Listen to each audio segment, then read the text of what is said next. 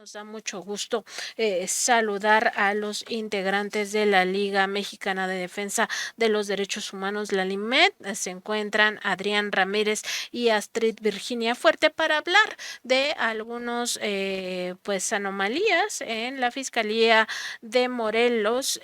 donde pues habría cobijado todo el tema de impunidad y parte de todo esto está saliendo a la luz a propósito de la detención del fiscal Uriel N., quien se encuentra ya en proceso penal por haber tergiversado el caso de un feminicidio para generar justamente impunidad. Buenos días, Adrián, Astrid, ¿cómo se encuentran esta mañana? Hola Nancy, muy buenos días. Un gusto saludarte a ti y a la audiencia. Hola, ¿qué tal, Nancy? Una felicitación y un abrazo muy, muy fuerte, porque no solamente se tiene ya el reconocimiento del pueblo, aunque ese reconocimiento del pueblo también se ha traducido en que algunas esferas, como es el Congreso, hayan reconocido la labor tan importante en defensa de los derechos a la información y la labor periodística que Contralínea ha realizado. Enhorabuena por eso. Y bueno, pues nos da mucho gusto que compartir esto con la teleaudiencia de Contralínea. Muchas gracias, Adrián. Pues sí, el pasado martes, Contralínea, la labor periodística de Contralínea fue reconocida en pues esta comisión permanente donde está integrada pues por el Senado y la Cámara de Diputados y pues bueno, les agradecemos también ese reconocimiento que nos hacen, Adrián, y por supuesto entrarle al tema. Esta Fiscalía de Morelos pues parecía ya un nido de corrupción. Van saliendo muchas cosas y ustedes tienen información en torno a cómo fue utilizada la autonomía de manera ilícita y legítima para generar impunidad en casos pues muy terribles de violaciones incluso a derechos humanos, pero también de otros delitos. Adrián, pues ¿con qué podríamos comenzar al respecto?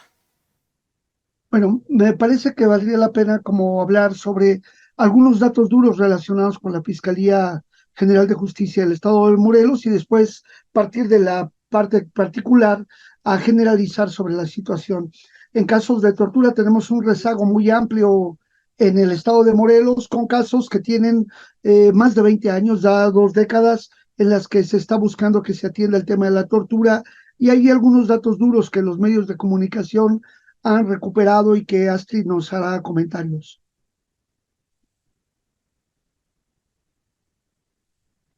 Sí, Astrid.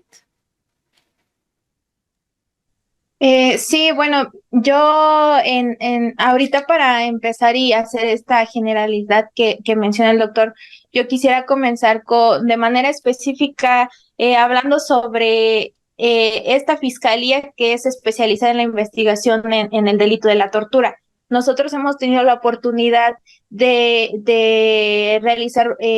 una reunión con la titular de allá y pues nos hemos dado cuenta de algunas deficiencias que existen, no solamente en este caso, sino en diferentes fiscalías, ¿no? Hemos notado nosotros algunas deficiencias en el actuar de los titulares, de los fiscales, y en este caso hay que señalar que tiene varias deficiencias que tienden por interrumpir el acceso a la justicia. En primer lugar, pues esta fiscalía de investigación en el delito de tortura no se encuentra marcada aún dentro de un directorio de la Fiscalía General. Si se mete uno a buscar a la página de internet de la Fiscalía General del Estado de Morelos, no encontramos específicamente esta fiscalía. Igual si revisamos el organigrama, pues no se encuentra con total claridad, tal vez sea porque es de reciente creación, pero es una deficiencia porque las personas que necesiten acercarse a esta fiscalía no tienen la manera en cómo hacerlo, ni siquiera tienen el contacto, ¿no? Puesto que esto no se ve en la página.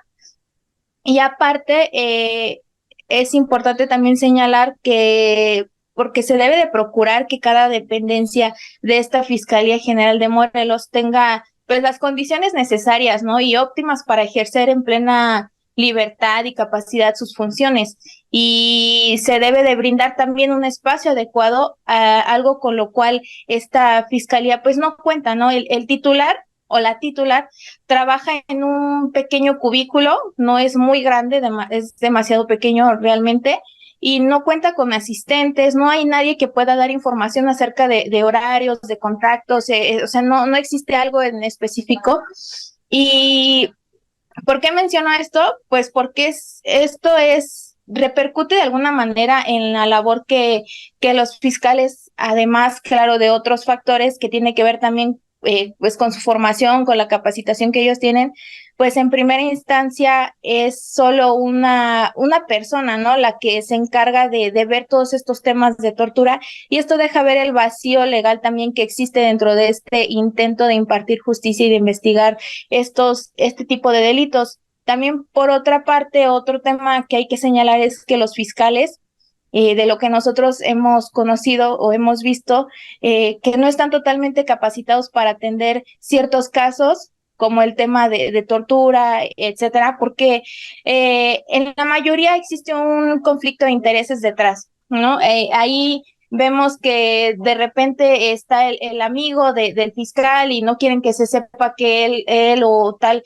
cometió este delito en agravio de una persona, de un detenido, entonces es ahí donde entra el encubrimiento. Y en esta unidad tenemos varios casos, sí, de personas que fueron víctimas de tortura y que pues en la mayoría tienen más de 20 años en prisión y sin recibir todavía justicia, ¿no? Un claro ejemplo es el caso también que ya hemos hablado en programas anteriores sobre Antonio Barragán Carrasco, quien está preso desde el 2001, y él tiene 4 averiguaciones previas y por el delito de secuestro, de homicidio en agravio de Paula Gallo, hija de Eduardo Gallo, y quien es mano derecha del renombrado ya aquí, García Luna, ¿no? Que vemos que en todos lados aparece. Incluso en el caso de Antonio, quien hay que mencionarlo,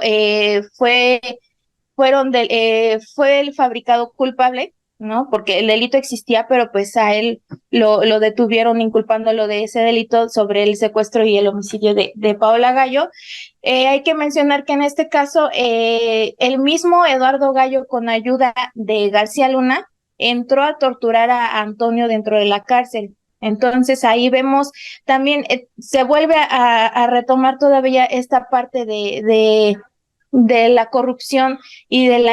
la complicidad y la impunidad que existía entre diferentes órganos de gobierno, y entre ellos pues obviamente las fiscalías, la Fiscalía General del Estado de Morelos, que ahora pues como se mencionó al inicio ya se ve envuelta en esta detención del titular, del fiscal general de Morelos, y este y otros casos más están dentro de esta fiscalía especializada en investigación de tortura en Morelos, pero lo que hemos visto es que no se muestran, o tal vez no sé qué limitación exista, pero no se muestran con esta disposición de investigar,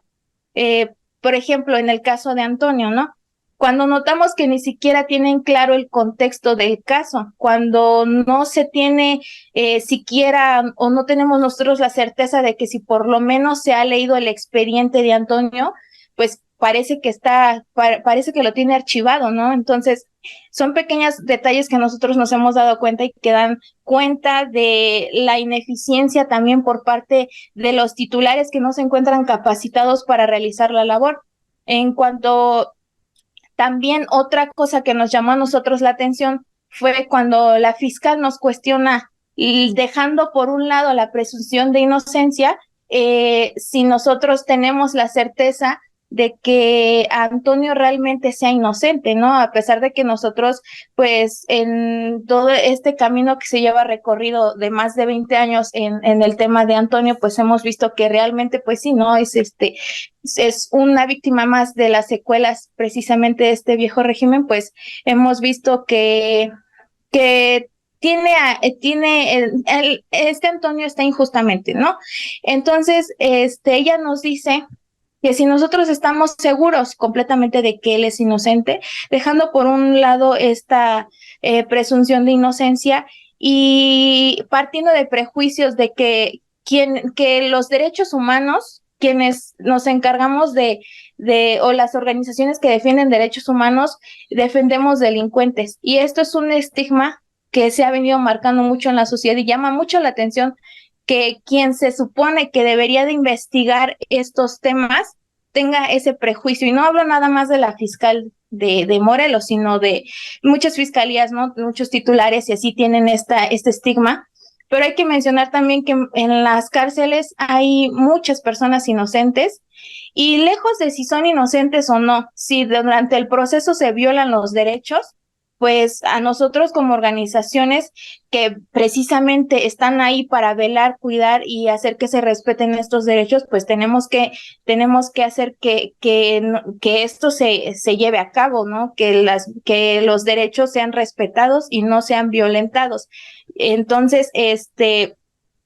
que es un estigma con el que precisamente una titular y que se encarga de investigar este tipo de delitos no debería de tener. Y esto pues vicia un poco esta impartición de justicia, aparte de que pues no está capacitado totalmente para atender los casos, ¿no? Sí, adelante. Perdón, yo creo que vale la pena esto que has mencionado, Astrid, y es el asunto de que ella se debe encargar de investigar la tortura y se preocupa más por saber si Antonio y sus codetenidos eran inocentes o culpables del delito por el cual los llevaron a prisión. Eso habla del prejuicio que tienen estos impartidores o procuradores de justicia, aquellos que deben de investigar los delitos, y a pesar de que nosotros le decíamos que no solamente fue Antonio, sino que tenía que incorporar en la investigación y también sancionar por la necesidad de una investigación de oficio, de que Gilberto Aguirre Baena, Lucedit Baucheaque, Petra Benítez Barrios, Anselmo Hernández Benítez, Catalina Olivares Amaro, Fania Tobar García, Librada Tobar García, Rolando Gómez Corona, quien murió durante la pandemia, Francisco Zamora Arellano, María Luisa Zamora Arellano, habían sido todos ellos sistemáticamente torturados, tanto en el momento de la detención como en diferentes momentos donde eran sacados de sus celdas para que en presencia o con participación de Eduardo Gallo y el director del penal de Tlacholoaya se les sometiera a tortura. También recordamos que esa fiscalía del estado de Morelos no ha investigado la ejecución extrajudicial, la muerte de Petra Benítez Barrientos, una testigo muy importante de la tortura y detención de Antonio, de su hijo José Adame Benítez y su nieto menor de 4 años en el 2011, José Ángel Adame. Estos 3 fueron ejecutados por un comando en una casa ahí, gente pobre, sencilla, y no se ha investigado. Tampoco se investigó la violación tumultuaria que recibió la señora Petra Benítez Barrios y otros casos de personas torturadas que están en esta fiscalía y que no se ha investigado, no se ha avanzado en la investigación, son el caso de Sajid Noé Catalán Díaz, que ya lo hemos presentado, José Amador Partida Hernández, que está libre, absuelto, y sin embargo no se le ha atendido en el tema de la tortura, José Odilon Verdín y Óscar Manuel Carrillo Orozco, que también sufrieron tortura en el caso de ellos, y 2 personas que también tienen más de 20 años, James Herrera Guzmán y Saúl Montiel Gómez, que también fueron víctimas de tortura. Esa situación de negligencia que hay en la Fiscalía General de Justicia del Estado de Morelos se tiene como una situación que es estructural al buscar un cambio en el contenido, pero no en la forma, pero no en el contenido del modelo de procuración e impartición de justicia. Y vemos nosotros que esta autonomía que el 26 de enero del 2016 se da a las fiscalías no se traduce en una independencia para juzgar de manera adecuada, para perseguir los delitos de manera adecuada. Y si revisamos la trayectoria del fiscal general de justicia del Estado, pues nosotros podemos ver cómo él salta de una, de, de ser parte del Poder Judicial, se convierte en notario público, salta a puestos en la Fiscalía y de esta manera va ahí enlazando y armando una lógica de que en ese 2016 lo que hicieron esta reforma y dar autonomía también significó el dejar fiscales a modo para cubrir todos los delitos que se han cometido por servidores públicos. Pero este tema inherente, donde tiene un gran papel la práctica del derecho, pero sobre todo por la formación educativa, la forma en que son educados los operadores del derecho, es un tema recurrente y que nos lleva a uno de los bastiones que tiene tanto la Escuela Libre de Derecho como el Instituto de Investigaciones Jurídicas de la UNAM, donde salen muchas de las tesis que imbuyen el modelo de actuar y que lamentablemente eso hace que se mantenga un modelo de procuración de justicia y administración de justicia racista, clasista, sexista, que va encaminado a proveer al poder de esos recursos. Entonces, estos organismos públicos autónomos no nos garantizan una buena persecución de los delitos. Estos fiscales transaccionales que significaron y significan ese modo de encubrirse y protegerse, va aunado también a que estos fiscales fueron de operadores de la tortura, varios de ellos, a encubridores hoy de la tortura, es decir, a ellos cuando estaban como agentes de investigación o como ministerios públicos, participaron e encubrieron delitos de tortura, delitos de fabricación de culpables y sobre todo de cuestiones que tienen que ver con la corrupción. Ahora, y lo que hacen también es que nosotros llamamos las fiscalías tortugas ni ya ni nunca, es decir, estas fiscalías especializadas para investigar los delitos cometidos por servidores públicos o fiscalías contra la tortura, son las fiscalías que tienen los procesos más lentos, los resultados menos favorables en cuanto a su eficiencia, y es ahí donde se archivan y quedan los delitos porque no son investigados ni tampoco son sancionados. Es decir, si vemos en materia de presupuesto, de recursos, de personal, de policías de investigación para apoyar estas fiscalías, estos instrumentos de asuntos internos para sancionar las conductas, vemos cómo ahí hay este doble rasero también. Y por otro lado, el catálogo de penas y sanciones de los delitos cometidos por servidores públicos que tienen una penalidad muy baja y que en la mayoría de los casos, como ahora se demuestra que ellos han cometido delitos de delincuencia organizada desde el propio poder, no es así como se enderezan las investigaciones y siempre se minimizan las conductas para darles la pena menor. Por otro lado, también se supieron rodear de grupos civiles legitimadores que a través de este impulso que el señor X da a estas organizaciones mediante apoyos y medios de comunicación e investigaciones sesgadas para orientar a la opinión pública a la condena de ciertos sectores, se generó también con el señor X el grupo de vengadores, estos vengadores que legitimaban la actuación, como en este caso en Morelos, con el señor Eduardo Gallo, que amigo de García Luna, al igual que la señora Miranda Torres, que Moreira y todas estas instancias que surgieron en aquellos tiempos que legitimaban esta situación. Y por otro lado, en las modificaciones jurídicas, el juez de control, que debiera ser este garante de los derechos, es un juez de descontrol, es un juez que no logra garantizar la debida diligencia para la investigación e integración de las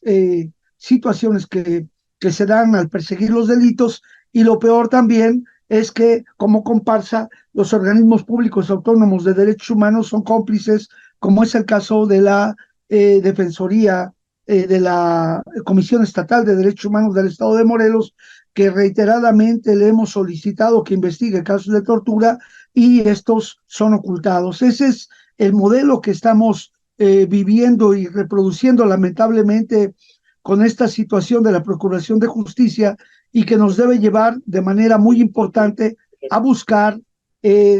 cambios importantes que nos den la posibilidad de estar en mejores condiciones para una procuración y impartición de justicia que garantice esta legalidad. Y hay un puntito último que quisiéramos tratar, perdón por ser tan arrebatado en el discurso y la palabra, no podemos dejar pasar por alto que acabamos de vivir en en este,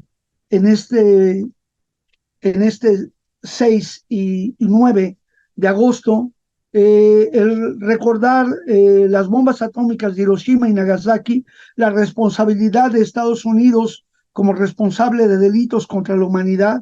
con crímenes de guerra tan oprobiosos que llegaron a acumular más de 500,000 víctimas mortales, pero sobre todo la secuela de daños a la población y el temor que la población mundial tenemos ante el horror del uso de las armas nucleares y de las bases militares y la agresión de Estados Unidos en cualquier parte del mundo, para el cual no ha habido condena y por lo tanto llamamos a los gobiernos del mundo, llamamos a los pueblos del mundo a que nos pronunciemos porque de una vez por todas no queden impunes estas dos explosiones atómicas, ni toda la secuela que a lo largo de su fundación Estados Unidos ha tenido como imperio en los ataques en contra del pueblo y por ello llamamos este